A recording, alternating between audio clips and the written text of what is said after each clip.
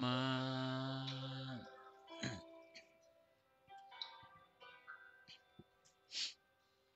Ikaw lang ang sasambahin, paligid man ay magdilim.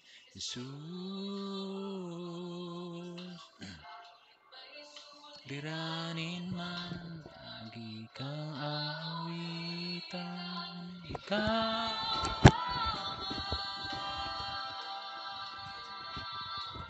kahit kailan, di ka nagkulang. Biyaya mo sa aking laging laan. Ang pag-ibig mo sa akin walang hanggan. Pag-ibig mo ko noon pa man. Kahit kailan, di ka nagkulang. Biyaya mo sa akin laging laan. Pag-ibig mo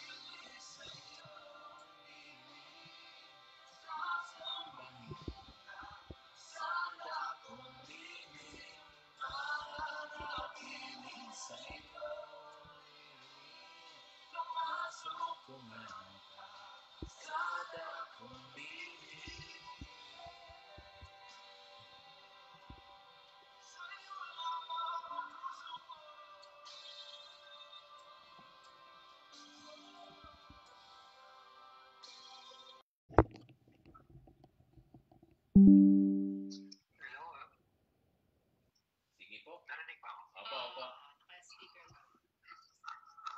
Lord, salamat Lord sa Bible study nito. Just live up to you, Pastor Ratol, sa pagka araw nito, Panginoon. May you lead us, Holy Spirit. In Jesus' name, Amen.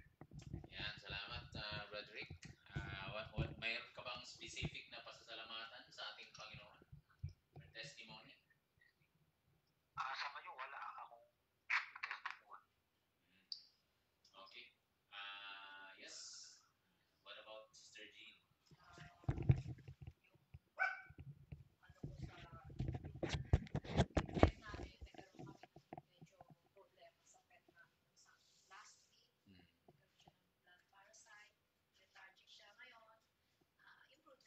Mm. Amen. Amen, amen. Praise God. Ako din nagbibigay ng papuri at pasasalamat sa ating Panginoon dahil sa kanyang pag-sustain po sa amin, sa aking family, sa kalakasan, at sa gabay niya sa akin. um, Dito din sa bago kong kliyente. And actually, it's just a ano lang, radio manager siya, pero inoferan ako nung pinaka-CEO na, kasi alam niya na pastor ako. Sabi niya, Pastor, why not magki-create tayo ng program every Sunday? It's about spiritual program and you can start your podcast. Sabi ko, sige, no problem. So, by Monday, actually hindi pa ako nag-oo sa kanya. Sabi niya, just think about it and let me know your answer. Sabi ko, sige. It's opportunity for me. And then by Monday sa meeting namin, sasabihin ko na tinatanggap ko yung offer. So, um, I don't know ano bang California. So, kung Sunday ng evening, kasi ang pasok ko is 12 ng ano 12 ng oo, Monday ng morning. So, ayun, papasalamat ako sa Panginoon sa kanyang kabutihan at ito tayo nagpapatuloy sa gawain and I am excited na matapos po natin to because after nitong pinag-aaralan natin na basic, yung libro na basic ay pag natapos po natin ito, actually kung si Brother Nary, I'm excited pag natapos niya to, magkaroon tayo ng baptism. So, that's the next. And then, after that, karoon tayo ng isa pang pag-aaralan natin. And yun nga, yung desire din po natin na magkaroon tayo ng our house church dito sa tahanan na to. We can have our worship service, kakanta tayo, and I'll be preaching God's word to challenge us. That's gonna be every Sunday. So, ipag-pray natin yan. And yun nga, salamat sa Panginoon sa pag-sustain sa amin, sa aking family. Napakabuti po ng ating Panginoon. Alright, sige. Si Rochelle, may pasalamatan ka ba sa Panginoon sa buong linggo na ito? Anong ginawa ng Panginoon sa inyo? Amen. Mm. May family ka na? Meron na. Okay. Yes, amen. Brother Nary, do you have uh, pasalamatan sa Panginoon?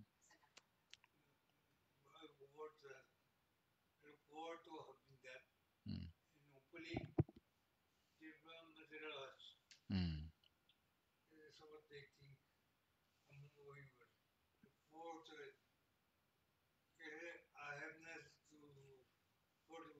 Mm. Amen.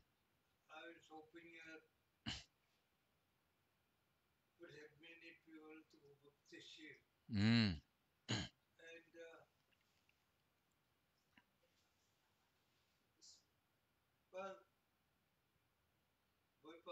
Boy pa. Amen. Praise God. That's a great blessing. Mm.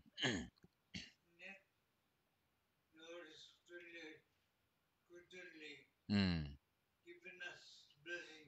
Amen. Yes.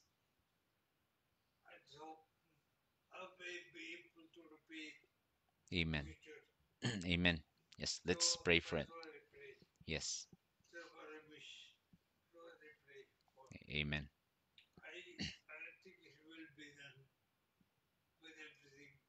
Mm.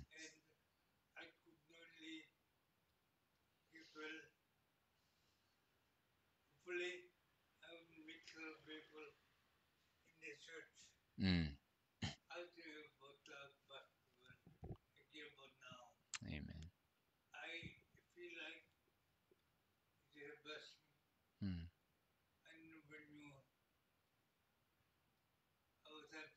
Mm. Mm. Yes.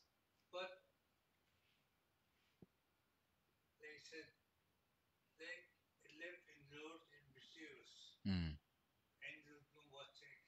Mm.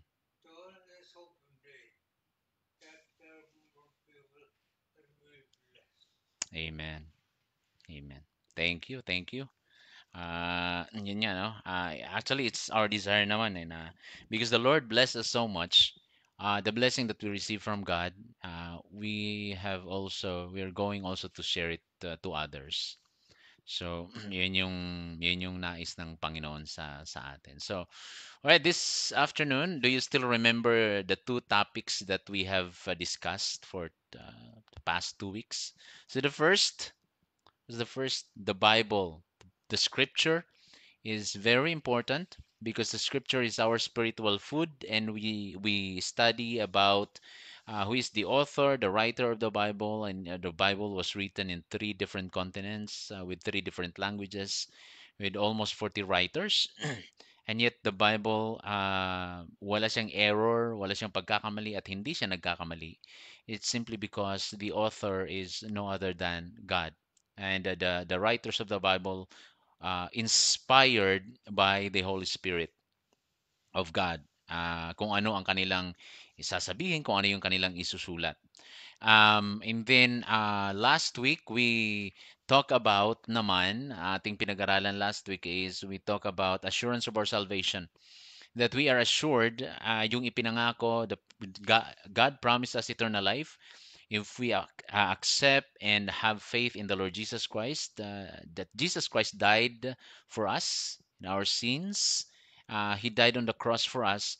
And he said actually that if you believe, those who believe in Jesus Christ will have eternal life.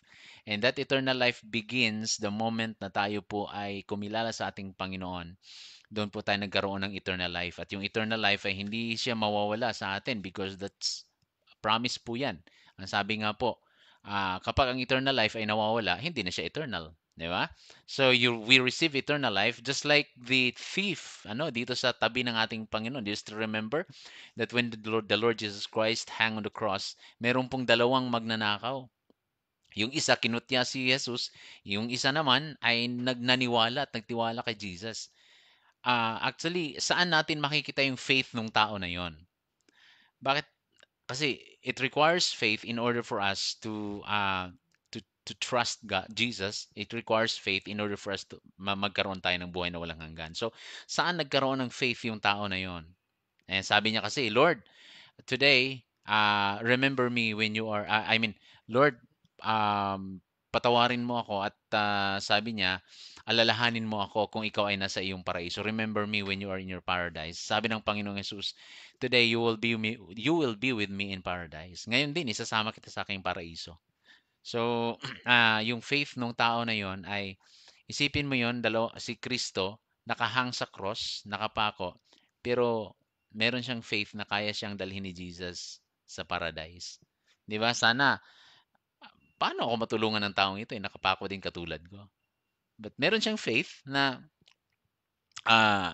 Lord, remember me when you are in your paradise. Sabi ni Jesus, today you will be with me in paradise. So that's a promise of assurance of salvation. Yeah, yan siguro yung isa sa paniniwala natin na uh, what we call that as major doctrine na pinaniniwalaan natin. Okay? So today, ang ating pong pag-aaralan ay yung aking sinabi, Lord, I have it. You gave me eternal life. Can I use my eternal life as a license to commit sin? Di ba? Ang sagot ay hindi. Okay? Because those who are in Jesus Christ are new creation. Binabago tayo ng ating Panginoon. We cannot use our eternal life, our salvation, the assurance of our salvation as a license to commit sin. Okay? So kaya ang ating pag-aaralan po natin ngayon is makikita po natin sa ang topic nating pag-aaralan ngayon ay sanctification. So ito yung ikatlong lesson na ating pag-aaralan. So what is sanctification? Sa Tagalog to ay pagpapabanal o spiritual na katayuan natin. So in reality, we are really not hindi tayo sanctified. So ibig sabihin kaning sanctified ay set apart. Ibinukod tayo. Sa ibang translation po niyan, sa ibang or in layman's term, ang salitang sanctification, diyan po kinuha yung sainthood. So in Catholic, it will take for someone na maging saint, dadaan pa yan ng ilang taon, minsan 100 taon pa. Di ba dito sa Pilipinas, meron lang tayong dalawang santo na sa Katolisismo, si Saint Kilaran ba? Lorenzo Ruiz at saka yung pangalawa yung taga Cebu, si Kalungsod. So sa Catholic Church meron ng dalawang saint. Si Kalungsod inabot ng 100 years bago siya naging santo. At sa Catholic, pag ang pagiging santo ay number one, matagal at napakamahal. Kasi nagbibigay ka ng certain amount para doon sa titingnan yung buhay mo, pag-aaral. So it will take a lot of money, okay, for you to be saints. But in the scripture, in the Bible, ang pagiging santo ay ibinibigay ito ng Diyos sa atin. God gave us itong katayuan na ito, yung posisyon natin, nang hindi tayo nagbabayad. Well, in fact, si Jesus nga nagbayad for us. So the moment that we accepted Jesus Christ as our Lord and personal Savior, the moment that we trust Him as our Lord and personal Savior, that day, God declared you saint. You are sanctified. You are set apart. So today, ang ating pag-aaralan ay ang layunin, ang layunin ng ating pag-aaral ay upang malaman ang kahalagahan ng kabanalan. So we're going to study about holiness. And then number two, upang maunawaan kung paano tayo mamuhay ng may kabanalan so that we can understand how to live a holy and sanctified life in the sight of God. Okay? Kasi sabi ko nga, 'di ba, last week na lahat naman tayo may mga kahinaan. All of us, meron tayong mga kahinaan. But ang nais ng ating Panginoon is that all of us, tayo din po ay ipamuhay natin yung kabanalan na meron po tayo. Now, yung katagang nobody is perfect, ano yan para sa inyo? Pag sinabi natin nobody is perfect.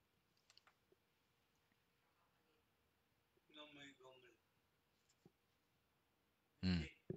Yeah. Nobody's perfect. So, yeah. Tama yun, ano? Minsan ginagamit natin yun, nobody's perfect. Yan, lagi natin ginagamit yun. Okay? Nakatagpo na ba kayo ng taong perpekto? Wala. Hindi, yung pangalan siguro ng tao perpekto. Di ba? Meron. Alright. Sa tingin po natin, kung bibilangin, ilang beses tayong nagkakamali sa loob ng isang araw? Ilang beses tayong nagkakamali, nagkaroon ng kasalanan sa isang araw? Hindi natin kayang bilangin yun, no? Oo. Yeah. So, yeah, ang salitang sanctification o pagpapabanal, galing po ito sa Hebrew word na kadas. Sa Griego naman, hagias. Ang ibig sabihin nito, ibinukod or set apart. So, lahat po ng mga nakay Kristo, we are set apart. Sinet apart niya po tayo. So, tandaan po natin, di ba, sabi ko nga sa inyo, that there are two kingdoms in this world, the kingdom of Satan, the kingdom of darkness, and then the kingdom of light, the kingdom of Jesus Christ. So, nung tayo po ay kumilala kay Jesus Christ, we are set apart. Basahin po natin si 1 John 1:7. In 1 John 1:7, malayo Ako na lang magbasa. Sabi dito ni John, ngunit kung namumuhay tayo sa liwanag, gaya niya na nasa liwanag, tayo'y nagkakaisa at ang lahat ng ating kasalanan ay nililinis ng dugo ni Hesukristo na kanyang anak. So ito yung katayuan natin. Pag tayo daw namumuhay sa liwanag, ang sinasabing liwanag po dito ay kay Jesus Christ. Kung tayo namumuhay sa liwanag, gaya niya na nasa liwanag. Yung salitang niya dito, it refers to the Lord Jesus Christ. Tayo'y nagkakaisa at ang lahat ng ating kasalanan, isipin nyo yun yung salitang dito, all of our sins, lahat ng ating kasalanan ay nililinis ng dugo ni Jesus na kanyang anak. So hindi niya sinabi dito na ang ang nagawa mong kasalanan, yun lang nilinis. Ngunit yung magagawa mo pa ay hindi na. Pero sabi niya very clear, ang lahat. Okay? Ang salitang lahat po dito ay tumutukoy po ito sa lahat ng ating mga kasalanan. Okay? So, all right. Now, saglit. Ayan. Next. So, may tatlong hakbang. There are 3 steps sa pagpapabanal sa atin ng Diyos. So, mayroon tatlong hakbang kung paano tayo ginawang banal ng ating Panginoon. So, ito yung pag-aaralan po natin. Yung unang hakbang ay ang tinanggap na kabanalan. So, the first step ay meron tayong tinanggap na kabanalan. So, hindi po tayo magiging banal sa harap ng ating Diyos kung hindi natin unang tinanggap yung kabanalan na yun. Hindi no pwedeng sabihin ng tao na, Lord, Panginoon, perpekto na ako, banal na ako. Pero hindi naman ibinigay sa iyo 'yon ng Diyos. Hindi mo pwedeng sabihin 'yon. Okay? So, dito, tingnan natin ano ba yung tinanggap natin na kabanalan? Bakit tumanggap tayo ng kabanalan? So sa Roma 3:23, sapagkat sabi ni Pablo dito, ni Paul, sapagkat ang lahat ay nagkasala at ang hindi nakaabot sa kaluwalhatian ng Diyos. So remember, lahat po tayo nagkasala. Okay, lahat, ibig sabihin, lahat ng tao ay nagkasala. Ikaw at ako, um, lahat tayo, nagkasala tayo sa harapan ng atin pong Panginoon. Pero, yun nga, ang magandang balita po dito, ang mabuting balita dito, ay dahil sa kagandahang loob po ng ating Diyos sa atin, tayo ay binigyan niya ng pagkakataong magsisi at kilalanin siya bilang ating Panginoon at tagapagligtas. At ito ang naging daan upang tayo ay magtamo ng kaligtasan at may bagong buhay na nagmula sa ating Panginoong Hesus Kristo. So sana po natin mababasa 'yan sa 2 Corinthians 1:1 sa unang Korinto sa ikalawang Korinto 1:1. Ang Korinto po ay sinulat ni Apostol Pablo. Anong sabi doon? Basahin natin sa unang Korinto 1:1. Sabi ni Pablo, sa iglesia ng Diyos na nasa Korinto, sa makatuwid bagay sa mga pinapaging banal kay Kristo Jesus na tinawag na mga banal, na kasama ng lahat ng mga nagsisitawag sa bawat dako sa pangalan ng ating Panginoong Hesus Kristo sa kanila at ating Panginoon. So, pansinin niyo po, 2 beses inulit yung pinapaging banal. And the Apostle Paul, si Pablo po dito, sumulat siya sa iglesia sa Corinto. Again, yung church po dito ay hindi siya building. The church, ang sinulatan ni Pablo ay mga tao, yung mga taong kumilala at tumanggap kay Jesus. At yung sinasabi niya dito, sa makatuwid bagay sa mga pinapaging banal kay Kristo Jesus, na tinawag na mga banal. Actually, yung sa English, ibang translation dito, ang ginamit ay saint. Saint in Corinth. Okay? And yung mga santo po dito ay hindi po mga patay. Kasi ang sinulatan ni Pablo ay hindi naman mga patay. Okay? Ang sinulatan ni Apostol Pablo ay yung mga buhay na iglesia, na church. So, ibig sabihin, ang santo ay hindi kailangan mo munang mamatay. Mamuhay ka muna ng buhay na talagang kaaya-aya. Pag namatay ka, saka ka iproseso yung pagiging santo mo. Pero hindi. Dito sa Biblia, ang pagiging santo ay sa pamamagitan ng ating Panginoong Yesus. So therefore, we can conclude that we are saints. Those who are in Jesus Christ are saints. Okay? Kahit aminin man natin sa hindi, tayo po ay mga santo at pinapaging banal ng ating Panginoon. Okay? So next po is ang sabi po sa Philippians 1:1. Sabi ni Pablo, si Pablo at si Timoteo na mga alipin ni Kristo Jesus sa lahat ng mga banal kay Kristo Jesus na nanga sa Pilipos, pati ang mga obispo at ng mga diakono. So dito, sumulat si Pablo sa churches in Philippi. Kanina, yung churches in Corinth. Ngayon, churches in Philippi. Sumulat si Pablo. Ginamit niya ulit yung salitang banal. Ayan, pinapaging banal kay Kristo Jesus. So again, in order for us na maging banal po tayo, ay kailangan natin ang ating Panginoong Heso Kristo. So, lahat ng mga kumilala kay Jesus Christ, ah, pag kinilala natin siya, bibigyan tayo ng kabanalan ng ating Panginoon o dideklara tayong righteous sa harap ng ating Panginoon. So therefore, yung righteousness natin ay hindi sa atin, hindi sa iyo. Yung katuwiran mo, yung kabanalan mo ay hindi sa dahil sa iyo. Kasi, 'di ba? Hindi wala talagang maaaring maging banal sa kanyang sarili lang, 'di ba? Nagiging banal ang isang tao kapag siya'y nakipag-isa sa ating Panginoong Hesus. At idideklara tayong banal, hindi ng tao, kundi ang magdideklara po sa atin, it is the Lord Jesus Christ. Now, ang ikalawang hakbang. So kanina, positionally, we are sanctified. We are saint in the sight of God because of the Lord Jesus Christ. Ang ikalawang step ng pagpapabanal sa atin ay yung kasalukuyang pagpapabanal. Ibig sabihin ng kasalukuyang pagpapabanal, since na tumanggap tayo ng kabanalan, ng righteousness, we are sanctified by the blood of Jesus Christ, ipapamuhay naman natin ito habang nandito pa tayo sa lupa. Okay? So, hindi natin maaaring sabihin na kapag ako ay meron ng buhay na walang hanggan, maaari na akong gumawa ng mga kasalanan. No. Because God commanded us, the Bible, the Scripture commanded us na yung tinanggap nating kabanalan, ipamuhay natin. Okay? You need to live a life.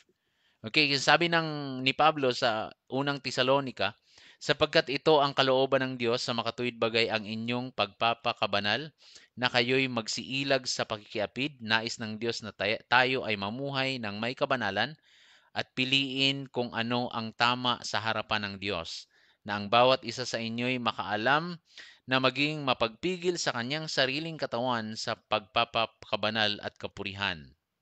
So, dito, si Pablo, sinulatan niya yung mga taga-Tesalonica. Sinasabihan niya sila na kailangan yung ipamuhay yung kabanalan. Kasi hindi na po pwedeng sabihin na, o nakakita na ba kayo ng isda na lumilipad? Flying fish. I mean, doon sa hangin. Ibon na lumalangoy. Bakit? Kasi by nature, ang ibon, lumilipad talaga sila. Ang isda, by nature, nasa tubig sila. Okay, so hindi natin pwedeng sabihin na Kristiyano tayo pero sa pangalan lang naging Kristiyano, 'di ba? So kung tayo binigyan ng kabanalan ng Diyos at yung Holy Spirit ay nasa atin, kailangan natin ipamuhay yung o pagiging banal natin. Okay? So by nature, binigyan tayo ng kabanalan ng holiness, therefore, habang nandito pa po tayo sa lupa, ay kailangan nating ipamuhay kung ano tayo. Okay? So, 'yun yung yan yung nais ng ating Panginoon po dito. All right?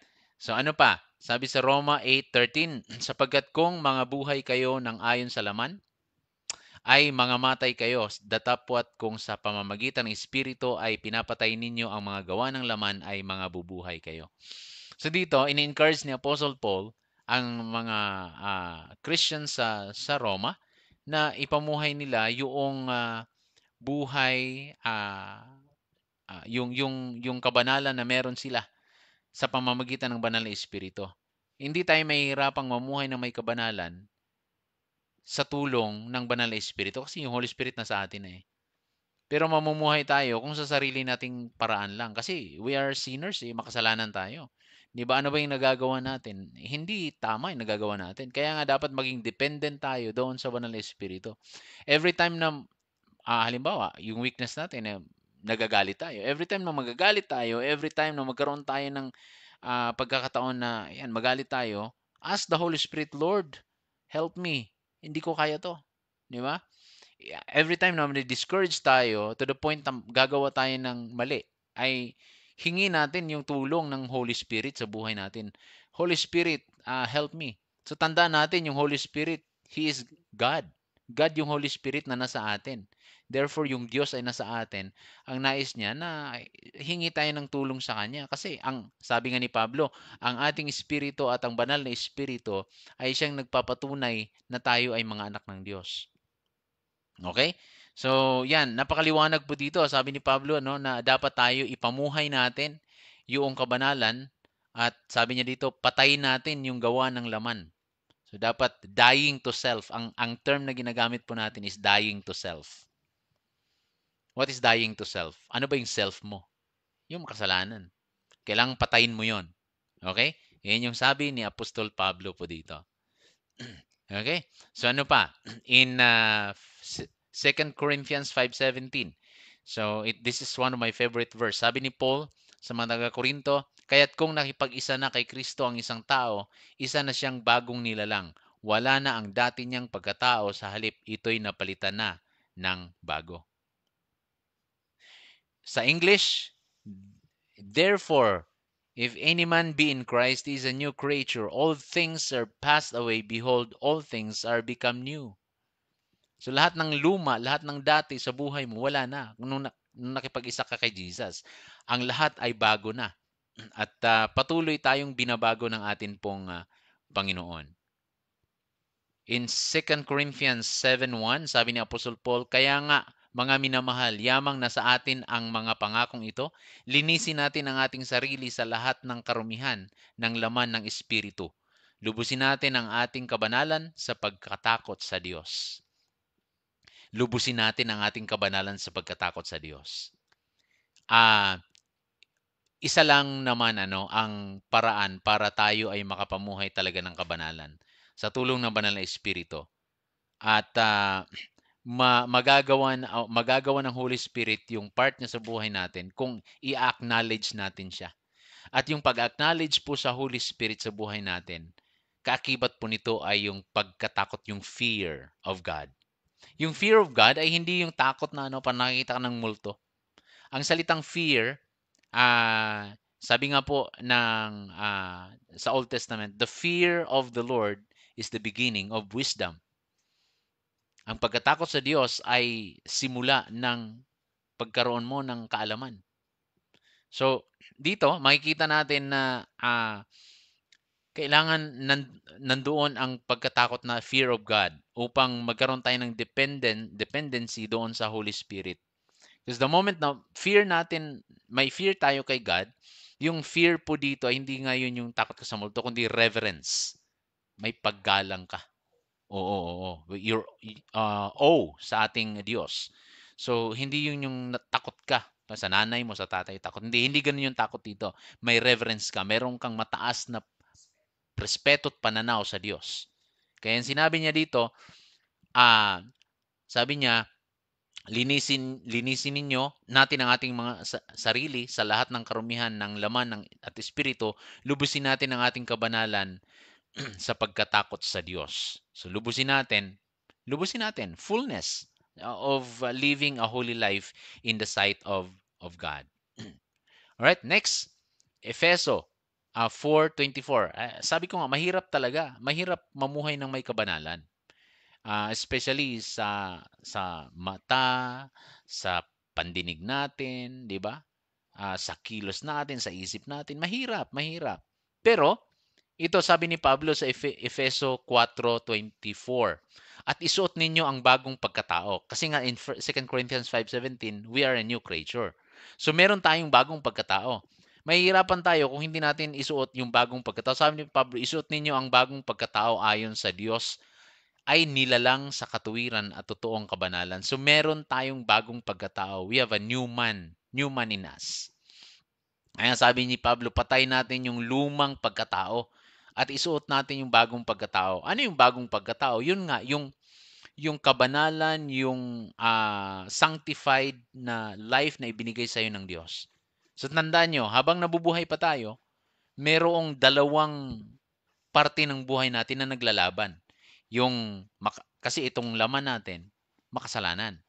Pero positionally, yung ating espiritu ay binago na at ginawa ng malinis ng Diyos sa kanyang harapan. So mayroong dalawang maglalaban ngayon sa buhay mo. Di ba? Ah, mamuhay ba ako na may kabanalan o magpadaig ako doon sa kasalanan? Okay?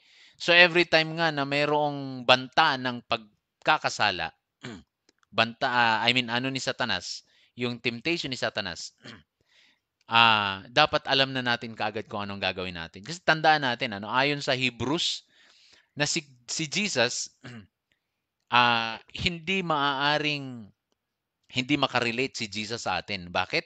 Kasi si Jesus, once, he was tempted.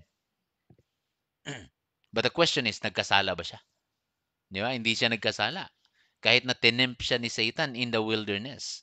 Ang sabi ni Satan, ang sabi ni Satan, gutom ka na, Jesus? Oh, yung mga bato, gawin mong tinapay. Ano ang sagot ni Jesus? Hindi lamang sa tinapay nabubuhay ang tao, 'di ba? Kundi sa pamamagitan ng mga salita ng Diyos. Okay? So again, para ipamuhay natin yung kabanalan habang nabubuhay pa tayo, makalakad po tayo ng may kabanalan sa harapan ng Diyos, ay isuot natin yung katuwiran na meron po tayo at yung bagong tao na ibinigay ng Diyos sa atin. Next, Romans 12:1. So, sabi ni Pablo po dito, kaya nga mga kapatid, ipinamamanhi ko sa inyo alang-alang sa mga kahabagan ng Diyos na inyong iharap ang inyong mga katawan na isang haing buhay, banal, na kaaya-aya sa Diyos na siya ninyong katampatang pagsamba. So, true worship. Ang true worship pala ay hindi sa pamamagitan ng pagpunta sa simbahan, pag-awit, pakikinig ng mensahe. Kundi ang true worship is sa pamamagitan po ng pag-aalay ng ating mga sarili bilang handog na buhay. Kasi, di ba, sa Old Testament, yung mga animals na iniaalay ng mga Hudyo ay pinapatay nila yon. Okay? Pero dito, sinasabi ni Pablo na the best worship, kasi mga Hudyo, pag sila po ay nag-aalay ng mga animals, para yun sa kanilang mga kasalanan. Yun na din yung pinaka-worship po nila sa mga Hudyo. Pag nag-offer sila ng mga animals. Pero dito, sinabi ni Pablo na the best worship that you can offer to God is your life. Na isusurrender mo sa Panginoon. Haing buhay, kaaya-aya, banal sa harapan ng ating Diyos. Sabi niya, ito ang siya ninyong katampatang pagsamba. The best worship. Kahit na pumunta ka pa ng simbahan araw-araw, pero hindi naman tama yung buhay mo. Hindi yun counted sa Panginoon. Di ba? Ang counted sa Panginoon is yung kahit wala ka sa simbahan, kahit nandito ka sa bahay mo, but you are living a holy life in the sight of God. Ipinapamuhay mo yung kabanalan na ibinigay sa iyo ng Diyos. Okay? And then, ano pa? Sabi dito sa Romans 8:3, at yaong mga itinalaga niya ay kanyang itinawag naman at ang mga sa ikatlong hakbang na pala tayo. So yung unang hakbang, positionally, binigyan tayo ng kabanalan, righteousness sa pamamagitan ni Jesus. Hindi yan natin sariling katuwiran, hindi natin sariling kabanalan. Hindi, it was given by God to us through Jesus Christ. The moment that we accepted Jesus as our Lord and personal Savior, God declared us righteous in His sight because of Jesus Christ. That's the first. Number two, that righteousness, that holiness na ibinigay sa atin ng Diyos ay dapat ipamuhay natin habang nabubuhay pa tayo dito sa mundo. We need to live a holy life in the sight of God. And then the third one na hakbang, na steps for our yung pagpapabanal sa atin ay yung sukdulang kabanalan. So, this is the ultimate holiness. Ang tawag natin dito is glorification. Glorification ay hindi siya maa-attain sa buhay na ito. Because glorification is total perfection. Sabi natin ngayon, walang perfect. Pero itong glorification is total perfection. Wala ka ng kasalanan. Hindi ka na magkakasala. So, hindi ito mangyayari dito ngayon Saan ito mangyayari? Doon, pag tayo ay kasama na ng Diyos. Doon sa bagong langit at bagong lupa. Okay? Pag binago na ng Diyos ang ating mga katawan, ay doon na natin, hindi na tayo magkakasala kailan paman. Again, hindi po ito makakamta natin sa buhay po na ito. Ang tangi lang nating magagawa is ipamuhay natin ang kabanalan. But that doesn't mean that hindi pa tayo magkakasala niyan. Hindi na tayo nagkakasala. Nagkakasala pa rin tayo dito. Pero the moment that we commit sin, meron tayong remorse at naghumihingi tayo ng tawad sa Panginoon. Lord, I'm not going to do it again. At tutulungan tayo ng Holy Spirit para malagpasan natin yung mga mga pagsubok na yon sa buhay natin. So, ikatlong hakbang is ang sukdulang kabanalan. John 5:24. Katotohanang sinasabi ko sa inyo, ang dumirinig sa aking salita at sumampalataya sa nagsugo sa akin ay may buhay na walang hanggan. Siya ay hindi na hahatulan, kundi lumipat na mula sa kamatayan patungo sa buhay. And the one is talking here is the Lord Jesus. Si Jesus yung sasabi dito, katotohanan. Alam niyo yung ito verily, inuulit-ulit. Kasi sa sa Greek or sorry, sa ano to? Aramaic o sa kanilang lengguwahe, wala siyang kagaya natin very much. Meron tayong very much sa English. Very good. Wala. Pag ini-emphasize nila yung isang bagay, inuulit-ulit nila. Kaya sinabi ni Jesus dito, katotohanan sinasabi ko sa inyo, ini-emphasize ni Jesus. Ano yung in-emphasize ni Jesus dito? Ang dumirinig sa aking mga salita at sumampalataya sa nagsugo sa akin ay may buhay na walang hanggan. Yan yung in-emphasize ni Jesus. Kung ikaw ay dumirinig at sumampalataya kay Jesus, magkakaroon ka ng buhay na walang hanggan.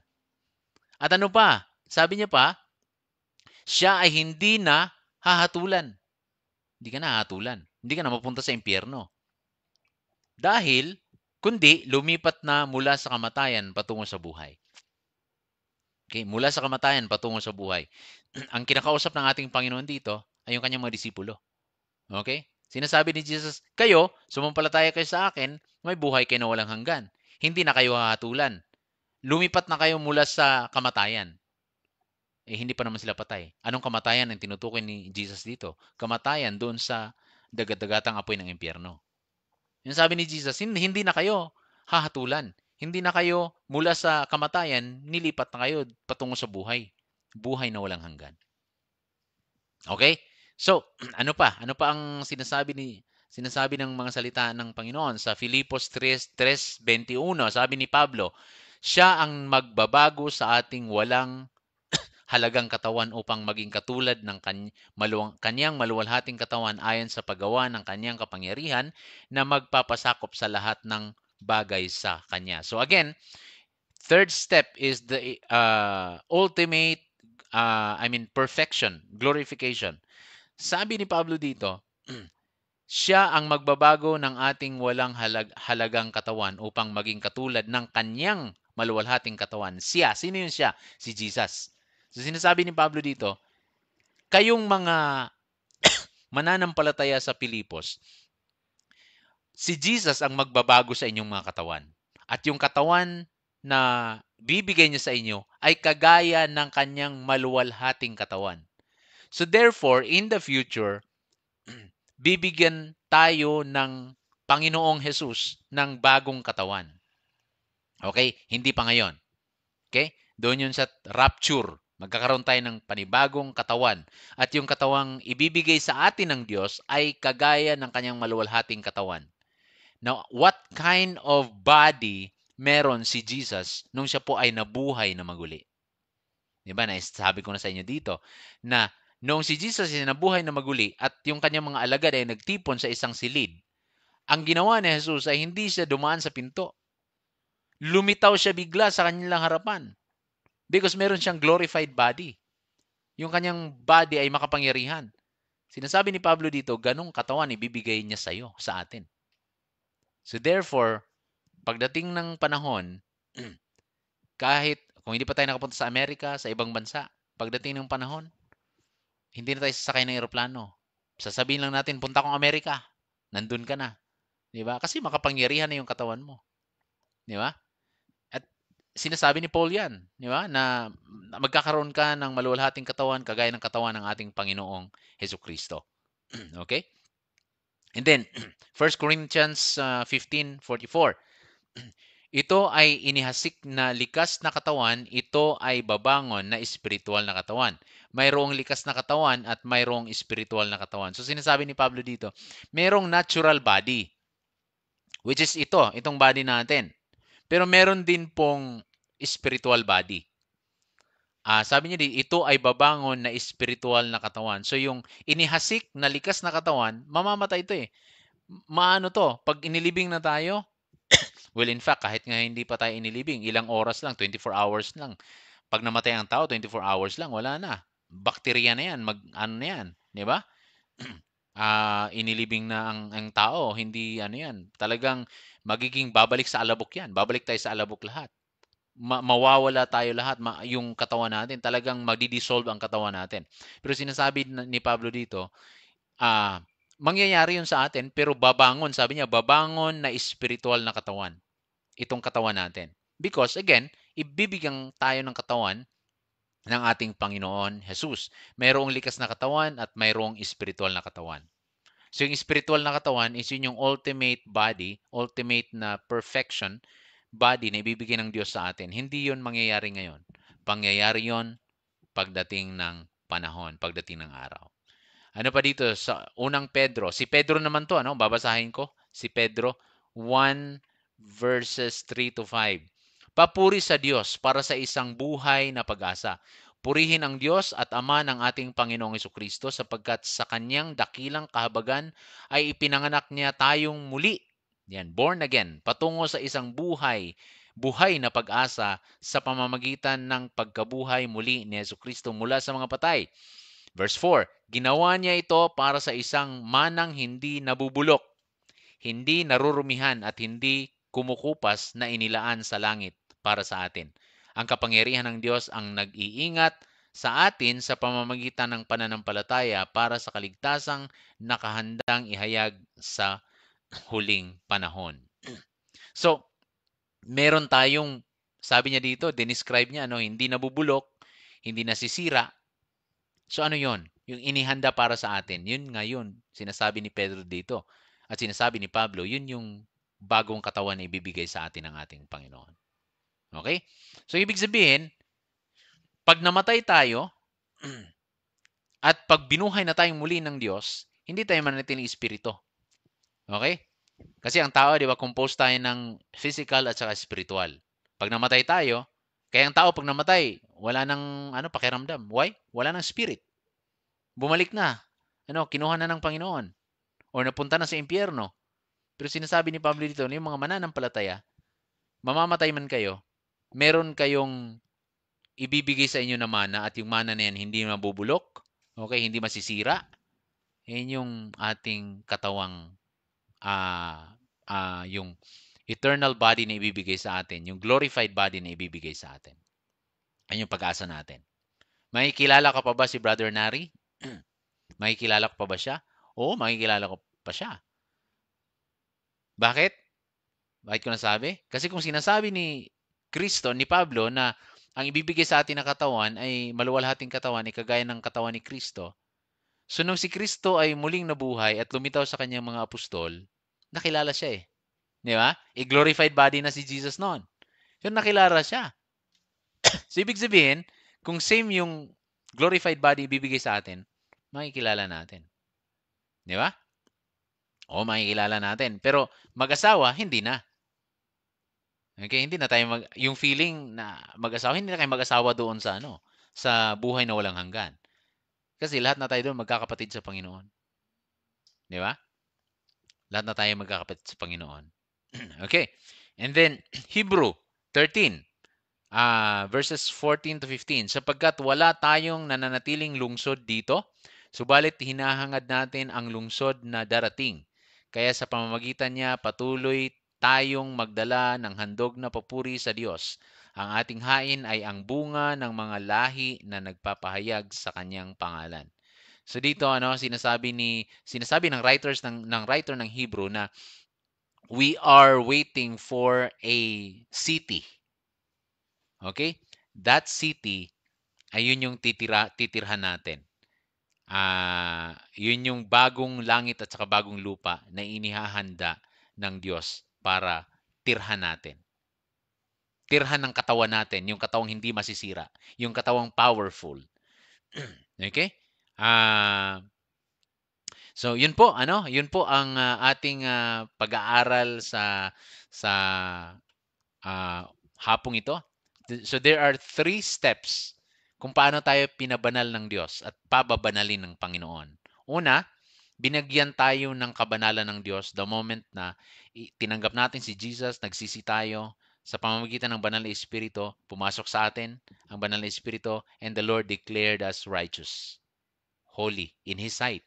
Again, hindi tao yung nagdideklara sa atin. So therefore, sa makatuwid, tayo po ay santo sa harapan ng Diyos. Okay? Sa Biblia, ang pagiging santo ay hindi kailangang mamatay muna tayo at magbayad tayo ng malaking halaga, iproseso yung pagiging santo natin. Hindi. Sa Biblia, tinawag ni Pablo ang mga santo, mga buhay sila. Mga buhay. So therefore, those who are in Christ Jesus, we are all saints. Saint Nari, okay? Yan, Saint Jenny, Rochelle, okay? Ako. So, we are declared saint or we are declared righteous in the sight of God. And then number two, the righteousness that was given to us positionally, kailangan nating ipamuhay habang nandito pa tayo sa mundong ito. So how can we live a holy life? Iwasan natin yung gawa ng laman, patayin natin ang ating mga sarili, dying to self, na maabot natin ang sukdulang ito. Ang sukdulang, kasi papunta tayo sa sukdulang kabanalan eh. Okay, yun yung natin, destination natin. So mamuhay tayo ng tama at kaaya-aya sa harapan ng ating Panginoon. Alright? And then number three, na hakbang is yung sukdulang kabanalan. The ultimate righteousness with a powerful and glorified body na ibibigay sa lahat ng sumampalataya kay Jesus doon po pagdating ng araw na bubuhayin tayo. So kung mamamatay tayong lahat, mamatay ako, mabubulok ako sa libingan, pero pagdating ng Panginoon, muli niya akong bubuhayin at muli niya akong bibigyan ng bagong katawan. Okay? So si Brother Nary, nahihirapan siya ngayon. Ano? Hindi na ganun. Di ba? I don't know kung magkakaroon ako ng hair. Alright? Sa katawan na ibibigay ng Diyos sa akin. But, yeah, who knows? Okay? But ang tanging alam ko lang ay bibigyan ako ng panibagong katawan ng Panginoon. Marami na akong sakit-sakit eh. Pero yung ibibigay na katawan ng Panginoon sa akin, powerful na yon. Wala nang sakit yon. Powerful. Kahit saan sasabihin ko, pupunta, makakapunta ako. Lulusot ako sa mga pader. Di ba? That's ganun ang katawan. And katawan yun physical body yon. Physical body. Kasi yun yung sinasabi dito ni Apostle Paul, ni Peter. Physical body yon. According to the scripture. According sa description and meaning ng scripture. Okay?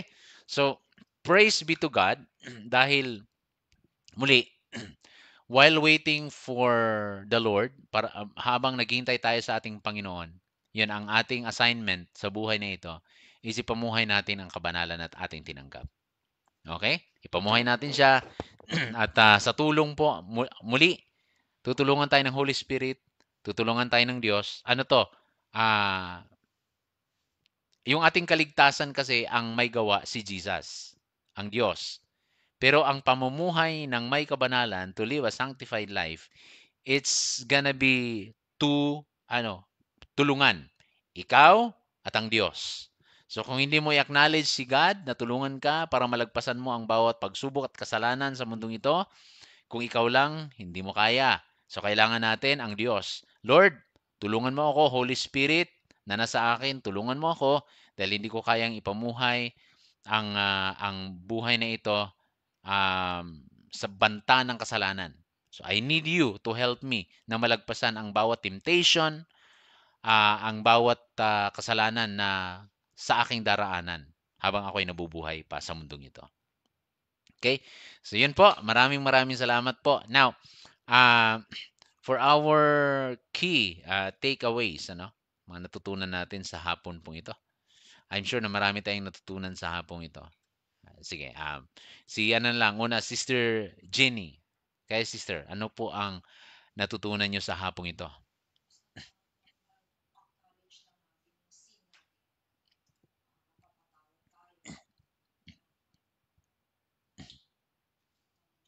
Hmm. Amen, amen.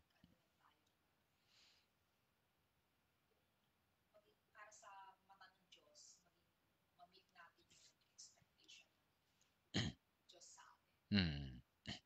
Kasi binigay niya sa'yo, may binigay siya sa atin, inaasahan niya na ano, di ba? Ipamuhay natin. By nature kasi, sabi ko sa inyo kanina, walang, oo, mm strive to be the best person. You strive to be the best person in the sight of God, not for you to aim heaven, because you have already eternal life, okay, in heaven. You are striving to live a holy life in the sight of God because that is your nature. Pamuhay mo yung nature mo. Di ba? Yes. To please God. Please, i-please si God. You are doing it not to go to heaven, but right now, because you have already heaven eh. Di ba? But, oh, what you are doing is to please, yes, to please God. Si Rochelle naman. Rochelle, ano ang natutunan mo sa hapong ito?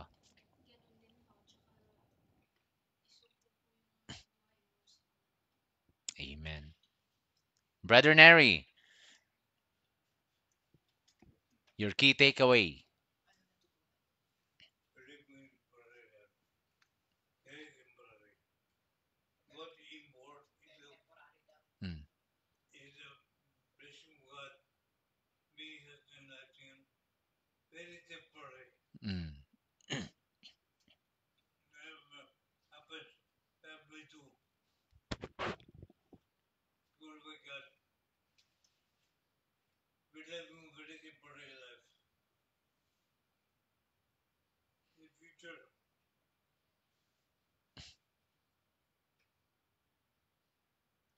beautiful to God Almighty being our Lord Satan. mm. We will have a temporary life. Yes. Nothing is perfect. Nothing is perfect. We should try to be the best we can Amen. in Amen. life. Yes. But even if we this is very important. Always is important. So lahat ng mga is temporary life. Mm. We are living a temporary life. Yes. That's passing through. Yes. That's something God Yeah. to his life. But they should very important for living a long life with the Lord. Mm. Amen. They don't know that. Only the Lord knows. Amen. Amen. Amen. Thank you. Thank you, Brother Neri. Yeah, that's everything in this life are all temporary, but the but the blessing, the good thing is, the good news is God prepared a place for us, and that's gonna be eternal life, eternal. All right. Si Brother Ricky, Brother Rick, anong key takeaways mo today? Medyo, ano, medyo choppy pero na naalala ko itong ano sa Romans 5 na since we have been justified By faith. by His blood, Yeah. uh, how much more shall we be saved from God's wrath through Him? Yes. So na-save tayo through God's wrath. Wala tayong pwedeng putin para ma-save. Mm. Amen. Matanda na tayo, no, nakakilala tayo kay Lord.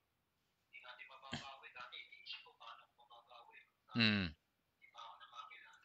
Paano wala na akong pag-asa kahit parang ano, hopeless na lang. Mm. Pero nagkaroon ng pag-asa, yung binigyan niya ng pag-asa pala ako. Yung God's love, wala nang kinuha niya. So pag umarap ako kay Lord, wala akong nakaharap sa kanya kundi si Jesus lang. Amen. Nakaharap ko si Jesus. Yes. Ano naman na nagawa ko, nagkamali ako, naging Christian ako, sumabit, okay, I'm sorry. Pero hindi ko nahaharap yung ganda ng galing ko. Mm. Nahaharap ko pa rin yung hirap na inabot niya sa cross. Yes. Jesus lang talaga. By grace lang ako masisave. So, yun ang aking lagi iniisip. Nakaharap ako kay Lord one day, si Jesus yung magiging lawyer. Mm. Amen. Thank you, Brother Rick. Ah, ayan, salamat sa ano no sa talagang biyaya ng ating Panginoon. Lahat naman ito biyaya ng Lord sa atin no? Yung ating kaligtasan, yung pagtulong niya sa atin, malagpasan ng bawat pagsubok, ang bawat temptations, at yung sukdulang kabanalan na ibibigay niya sa atin doon sa eternity. That's all grace. Kaya grabe yung pasasalamat dapat natin sa ating Panginoon. Actually, hindi natin kayang bayaran yung ginawa ng Diyos sa atin. From His death on the cross para sa atin, wala, hindi natin kayang bayaran. Hindi mo kayang bayaran by your own effort. Okay? Yan yung dependence lang talaga tayo sa biyaya ng ating pong Panginoon. Alright? So yun po. Maraming salamat po sa atin and sa susunod po na ating pag-aaral. So right now, we talk about sanctification, live a holy life in the sight of God habang nabubuhay pa tayo. Paano natin ito magagampanan? Okay? Sa tulong ng Holy Spirit. So, meron tayong gagawin, di ba? Kagaya sa pag-aaral, marireach natin yung mataas na grado kung nag-aral tayong mabuti sa exam, di ba? Ganon din sa Christian life. So, ang next natin na pag-aaralan is yung tinatawag na intimacy. Intimacy sa ating Panginoon. Sa bawat relasyon, dapat may intimacy, pakikiniig, para yung relasyon natin ay talagang tama sa harapan ng ating Panginoon. So intimacy is our spiritual duty. Duty naman natin. So dito pag-usapan natin yung pagbabasa ng Biblia, pananalangin, dapat nagagawa natin yun araw-araw para tayo ay makapamuhay ng may kabanalan sa ating Panginoon. So, intimacy with God, yun yung susunod na pag-aaralan po natin. At ang susunod po ng intimacy with God is yung church o yung ecclesia. Pag-aaralan natin yung iglesia, yung church. Ano ba ang church? Okay? What's the meaning of church? Who is the founder of church? Ano naman ang responsibility natin as member of God's or Jesus Christ, the Church of Jesus Christ, the ecclesia. So yung pag-aaralan natin. After that, ayan, planuhin na natin yung baptism. Alright? So, let's pray. Any prayer request po sa araw po na ito? Ikaw, Rochelle, kumusta na yung iyong interview?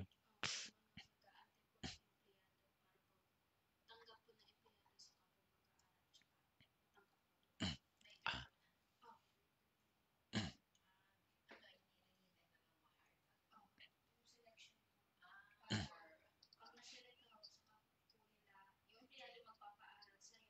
Doon sa lingwahe. Dito. 6 months ba yon? 6 months?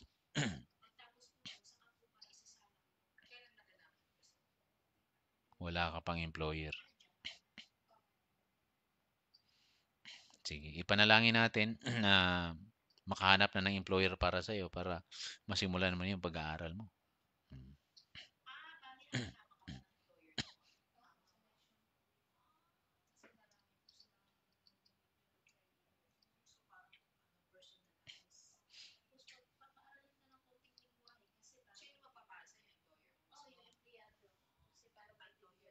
Mm. Mm. Pag-pray natin yan. Okay. Sis, any prayer request?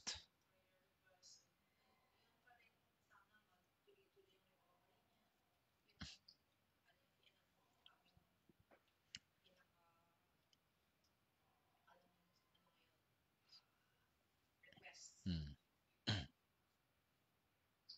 Okay. Brother Neri, your prayer request?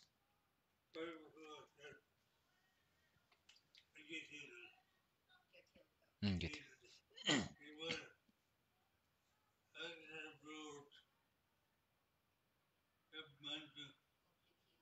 Mm. Okay. Kailangan siguro. But Amen. because I want to change my life for the better. Mm. I want healing in anything and this thing. I be healed and healing is because I praise Him. Mm. There is no is to be able to help others. Amen. I I am healed because of Him. Mm.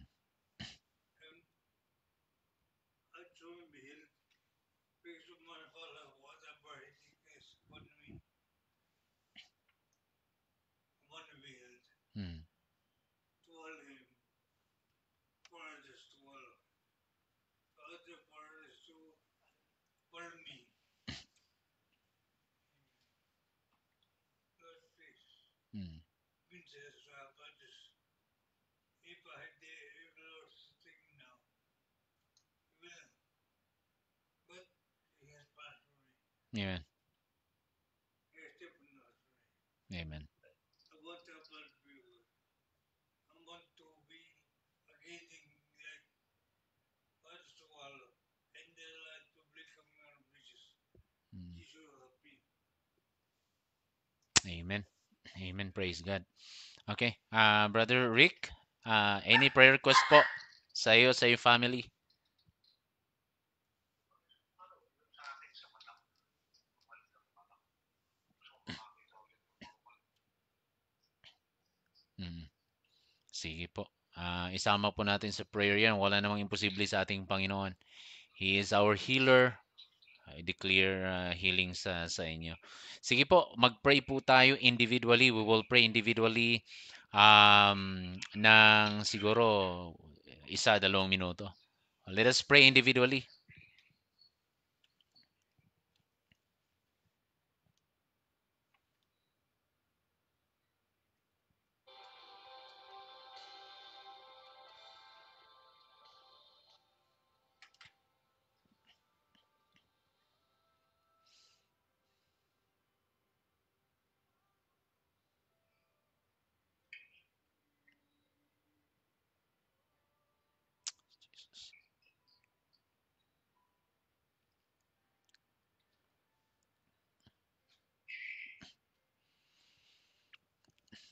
Lord Jesus, we come to you in prayer. We glorify and we thank you for all the things that you have done to us, from our salvation and from your grace every day na amin pong nararanasan. I pray, Father, for Shell, sa kanya pong she's waiting for an employer, Panginoon, doon sa Japan. We are praying, Father, na ito po, Panginoon, meron na pong employer na tumugon para siya po ay makapag-aral na and siya po ay makapunta na sa Japan to work para po sa kanyang family, para sa maging sa kanyang mga plano at kinabukasan, Panginoon. I pray also, Father, for Sister Jenny and Brother Neri. We pray for a complete healing, Panginoon, sa kanya. Ito po ang aming dinudulog, nilalapit po sa inyo. Napakabuti niyo po, Panginoon. Alam namin natutuparin niyo, Panginoon, tutugunin niyo ang amin pong mga panalangin para po kay Brother Neri. I pray, Father, na hindi po magtagal, siya po ay makakalakad and we declare healing sa kanya, Panginoon. Bigyan niyo ng lakas ng kanyang mga tuhod, maging maayos po ang lahat, Panginoon. Gamitin niyo itong mga therapy na kanyang ginagamit po or ginagawa po para sa kanya, Panginoon, upang sa ganon siya po ay totally ay ma-healed na, Panginoon, at para po matupad niya yung pong kanyang nais, yung kanyang desire to help others, Panginoon, to to be a blessing to others. I-bless niyo po, Panginoon, ng bawat isa sa amin, even Brother Rick. Thank you so much, Lord, for him and his family, that he is with us, though through technology, through messenger, Panginoon. There's no impossible, Panginoon. Salamat sa kanyang buhay. I pray, Father, na ang kanya pong mata ay tuluyan na po siyang makakita, Panginoon. I declare healing, Panginoon, sa kanyang mata, Panginoon. Hipuin niyo ang karamdamang ito, Panginoon, na itinataboy namin, Panginoon, gawa ng kaaway. sa kanya, Lord. Lord, we pray for his family, sa kanyang mga anak, sa entire family niya po, Panginoon. Dalangin ko na ibigay niyo po yung pangailangan po nila. We pray, Father, for all our needs. We know, Father, that you are Jehovah, na po provide, Jehovah Jireh. You are our provider. You provide all our needs, Panginoon. You are our Father. We ask you and you pinoprovide niyo po yung mga pangailangan po namin, Lord. Lord, bless us, give us peace, joy as we faithfully serve you and as we study your word, the topic, the series that we have. And we are praying, Father, for Brother Neri, uh, na siya, Panginoon, ay patuloy niyo pong palakasin sa araw-araw. Ganon din ako at aking family. I pray for my family, for my wife, my daughter, and my young son. I pray, Father, na gabayan niyo din po kami, bigyan niyo po ako ng kalakasan, wisdom, Panginoon, as I lead your church, as I lead GKF, Panginoon. And we pray also, Father, for ministry partners na magpartner po sa amin, Panginoon. Yung gawain ay napakalaki, Panginoon. Hindi namin ito kakayanin. And we pray for individual, hipuin nyo ang kanilang mga puso na mag-partner sa ministry sa gawain po na ito, Panginoon, to sustain us. Bless us, Father, and bless all the kingdom hubs, all the small groups sa Cavite, sa Mindanao, Panginoon, and also we are looking forward sa mga kingdom hubs na iyong itatanim, Panginoon, di lamang sa Pilipinas, maging sa ibang bansa. Bless all of us and all these things I pray in Jesus' name. Amen and amen. And good afternoon. And papaalam na po kami. Maraming salamat po sa lahat din ng nanonood po sa amin ngayon sa hapong ito. God bless.